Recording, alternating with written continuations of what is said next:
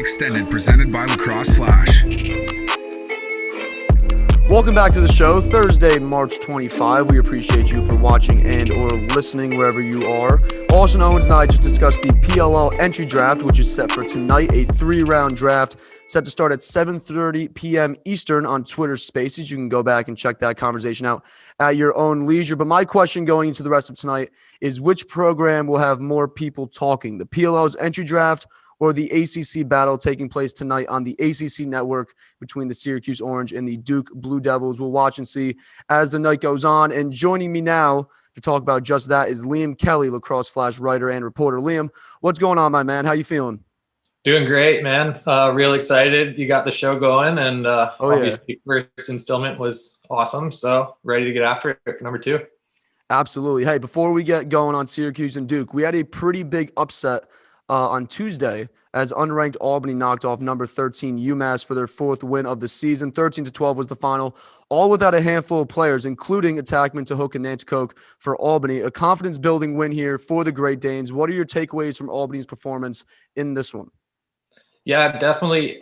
We saw a big game, obviously, from Jacob Patterson. A lot of people will remember him. He actually played with Connor Fields back in 2017, 2018. He came out with 3 and 5. But it was back and forth all the way through.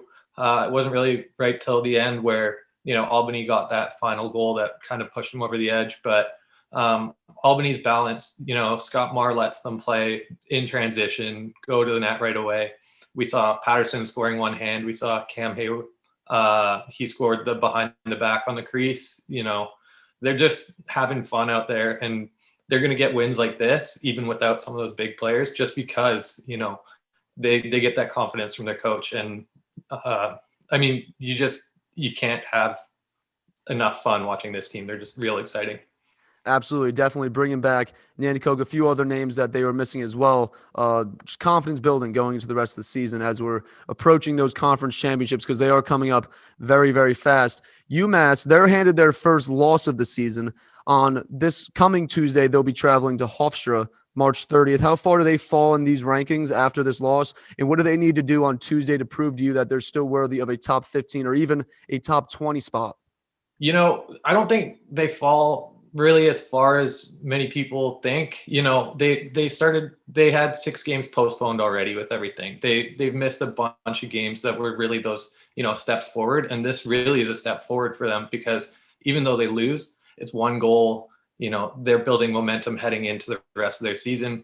They'll probably drop maybe, a handful of spots, maybe a little bit more, but at the end of the day, they're just starting to get their feet under them, and they'll still be a really competitive team moving forward.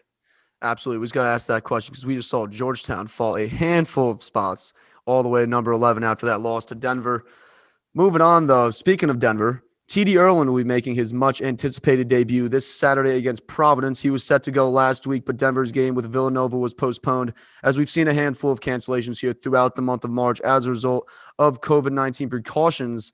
The Ivy League and Yale aren't even playing, which is why we now see TD repping the garnet and gold for Denver. Like I said, a much-anticipated debut by the likely top faceoff man in this upcoming PLL college draft. Liam, how much better does TD make Denver as we're looking ahead to the last month of the season? And then as I was saying before, those conference championship, the national championship brackets, which we can probably pencil Denver being heavily involved in both of those. How much does TD mean to Denver as they pretty much go on this, I guess you could say, run here to the end of their season? Yeah, you can't stress the importance of a guy like TD. He's 75% kind of guy in his career. He's won over 1,000 faceoffs in his career. And to bring in somebody with that, extensive, background experience, like having to play different styles, he's proven he can win in every different way. And, you got your big attack front from Denver. They're scoring goals at a great pace, and they're 6-2, and they're just going to keep getting better. Their losses are to Duke and UNC. Like, those are tough games early in your schedule, and they're just improving. Speaking about Duke, we'll get to Duke in a second. They haven't had many tough games, but outside that game against Denver. So we're talking about Denver now. They've had a few tough ACC battles, especially too, if we remember back, Denver traveled all the way out to North Carolina to play North Carolina and Duke in that same weekend. So definitely Denver getting their feet under them, it seems, especially now bringing in TD Ierlan. Seems like they'll be able to start coasting here as we near conference play. Also on Saturday, number 9 Virginia will be traveling to Notre Dame to take on the number 6 ranked Irish. Notre Dame coming off a decisive win over Cleveland State.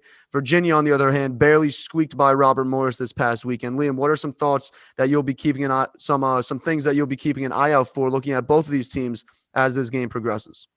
Well, I think the big thing you got to think about, Virginia's still favored. They're the fan pick. They're kind of the Inside Lacrosse staff pick you're seeing from everyone.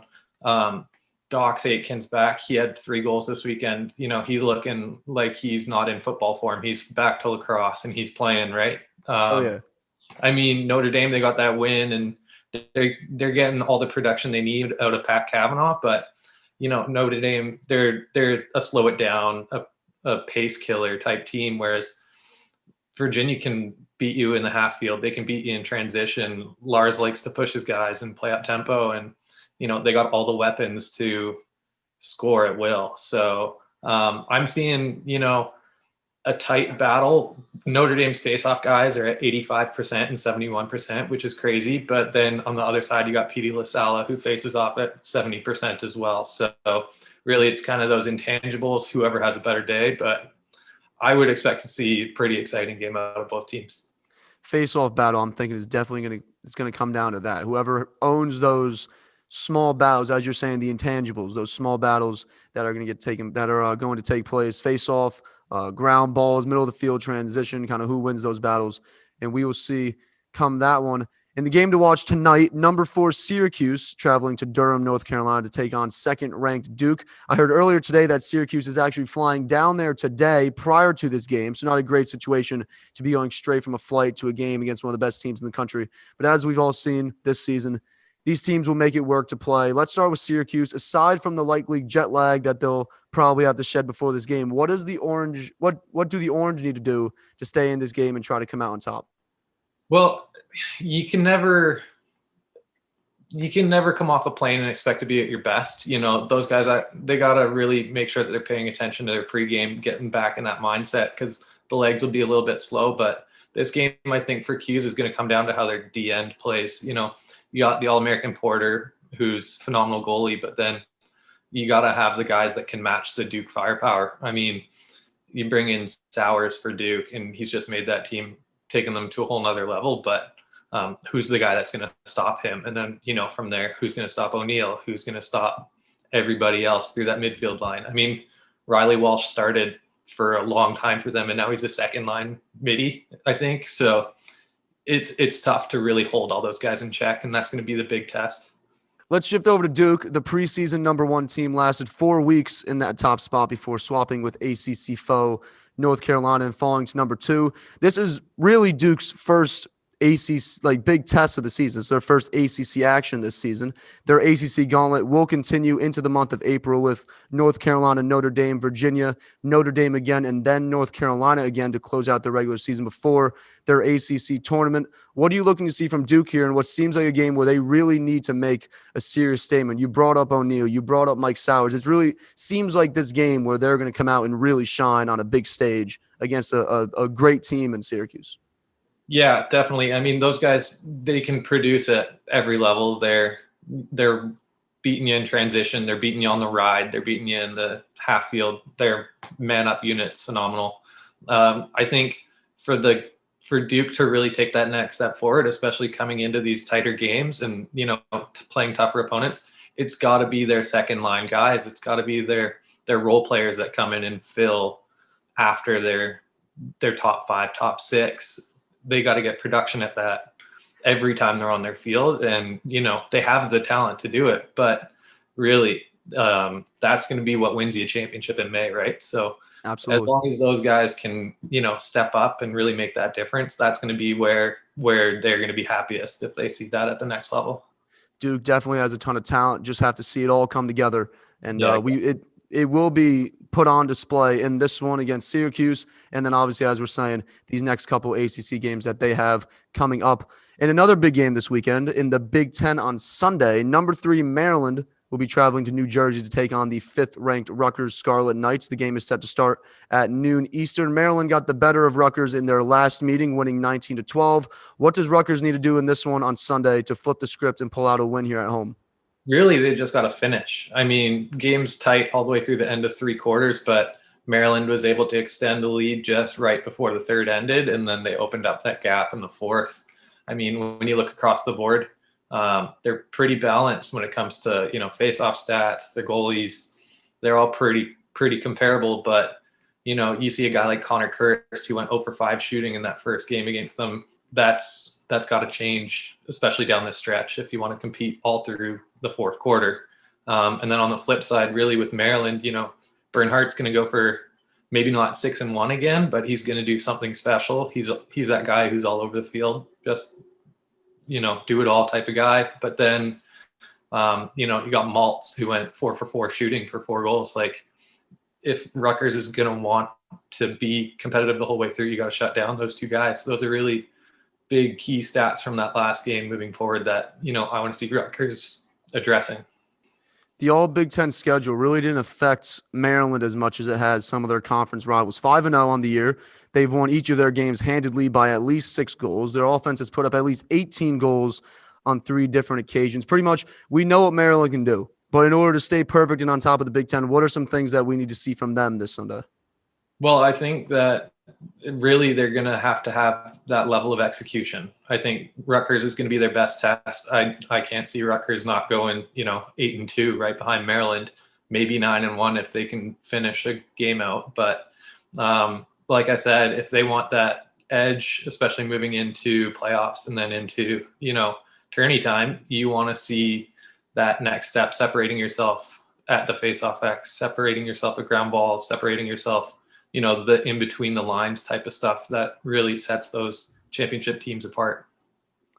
Yeah, in terms of Maryland's schedule, this is really their last big test, you could say, before their conference championship comes up. Really, after Rutgers, they have Michigan, Penn State, Ohio State, and Johns Hopkins. Not in that exact order, but they are playing those 4 teams over their final 4 games. There are also 2 other Big Ten games going on this week featuring those 4 teams. Ohio State, the number 17 team in the country, they travel to Michigan on Saturday, coming off their first win of the season. And number 18, Johns Hopkins, will travel to Happy Valley to take on Penn State, who is one of those teams that, as I said before, have struggled mightily this season with that all Big Ten schedule. That game will be on Sunday. What is the biggest storyline out of these 2 matchups that you will be paying the most attention to? Well, I think that it's going to be that Penn State game. Penn State they're the best 1-4 team in the country. And, you never want to be the best 1-4 team. You want to have those games, but they've lost 2 games by, I think, 2 goals apiece. They could be 3-2.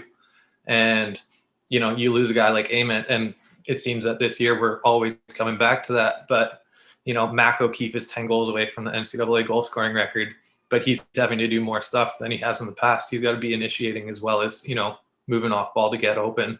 Knies in net, Kobe Knies he's been there the whole way through from his freshman year. And, he probably hasn't started out the season the way he wanted, but if he bounces back, then Penn State can really push this Hopkins team. Hopkins won the first game 13-6, but all that can change if Penn State starts clicking. So from Hopkins, I like to see, the face-offs. They can keep competing. The Jays won 11 straight face-offs in the first meeting between these 2 teams. So if they can get those streaks and, maintain possession a lot more, then Hopkins is going to be great moving forward. They're going to be in a good place finishing out their Big Ten season. But that's kind of the big takeaway is, face-offs, and then those guys at Penn State who haven't necessarily been playing in these roles to this point in 2021. We'll see how those 2 games, even those 3 games, including Rutgers, Maryland, all play out there on the Big Ten schedule. Some other notable college lacrosse games that we have set for this weekend. On Friday night, High Point will travel to Richmond to take on the 20th-ranked Spiders. Bucknell will head to West Point to take on Army on Saturday. We'll also see Villanova at Georgetown, Loyola off their 24-goal performance at Towson, and Holy Cross at number 16 Navy. And on Sunday, Colgate will travel to take on 10th-ranked Lehigh. we're looking forward to all those games this weekend. Liam, which one of these are you most intrigued by? And give me a nice bold prediction as one of these games, or multiple if you have one. I'm really excited to watch this High Point Richmond game. There hasn't been a ton of talent coming out of the SoCon really in tournament in the last little while, but they're the number 2, number 3 teams in the SoCon right now. High Point, you got Asher Nolting, who he's electric whenever he touches the ball, whether he's feeding or shooting, right? So look for a high-paced High Point team to really try and take it to a Richmond team that can play slower or play faster, however they need. Army, I love watching Army play. Brendan Nickturn, he's phenomenal. He had that. I still can't get the Arya Stark, that Selly out of my head. I still see it on replay in my mind. So he's exciting to watch. Obviously, 3 Patriot League contests going on. We got Villanova, Georgetown, Big East. I think that one will be exciting to watch. Villanova didn't get their game against Denver. Georgetown's been competitive all year, so I think that would be a fun one to watch. As for prediction, I would like to see this Loyola Towson game. I think Loyola's been competitive. They've been playing real fast, but Towson just hasn't been clicking. And I think if Towson plays a bit tighter and they can get a bit more generated on offense, then they might have a chance of upsetting a very competitive Loyola team. It seems like, too, talking about Loyola, Loyola went out, put 24 goals up this past weekend, but before that, they lost to Lehigh, I think, a week or 2 weeks ago, 10-6. So it's like that turnaround. It's just being that consistency, really. I was talking to Jordan on Tuesday, and it was just that consistency that they finally were able to figure it out. We'll see if Loyola can carry that into this weekend, but obviously very excited to see Georgetown, kind of a bounce back, I guess you could say, for them, even though they got to win this past weekend, bounce back after that Denver loss. But we will see. But that is going to do it for Liam and I. Liam, thank you for hopping on the show and dropping some college lacrosse knowledge for us today. For everyone watching, make sure to tune into Syracuse Duke tonight and the various games this weekend. We will be back on Tuesday to discuss the biggest storylines, so make sure to keep an eye out for that.